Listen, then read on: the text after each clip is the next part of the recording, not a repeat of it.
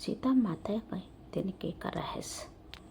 सीता माता के अपहरण करने के पश्चात रावण ने उन्हें अशोक वाटिका में रखा था। रावण जब भी सीता माता के सामने आता, सीता जी तिनके की ओट कर लेती थी। रावण ने भी सीता माता से पूछा था कि मेरे आते ही तुम तिनके की ओट क्यों कर लेती हो? क्या यह घास का तिनका तुम्हारी रक्षा करेगा? लेकिन सीता माता रावण के कटु शब्द सुनकर भी मौन रही। इसके पीछे एक प्रसंग है। कहते हैं कि जब सीता जी का विवाह हुआ था तो उन्होंने खीर बनाई थी, क्योंकि प्रथा अनुसार माना जाता है कि नववधू द्वारा पहला पकवान मीठा बनाने और खिलाने से रिश्तों में मिठास बनी रहती है। सीता जी जब खीर परोस रही थी तो एक घास का तिनका राजा दशरथ की खीर की कटोरी में आ गिरा।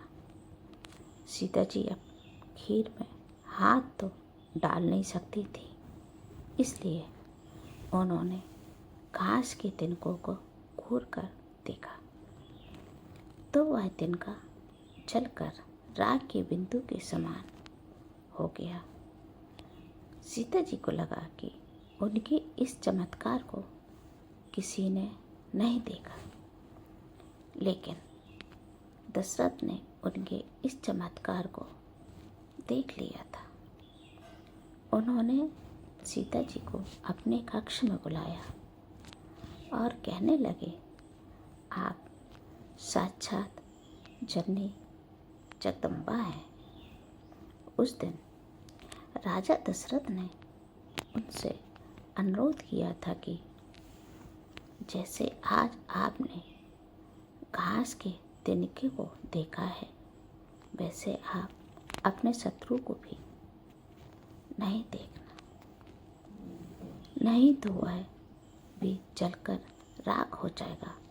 सीता जी राजा दशरथ अवधपति को स्मरण कर रावण के सामने आते ही तिनके की ओट कर लेती थी।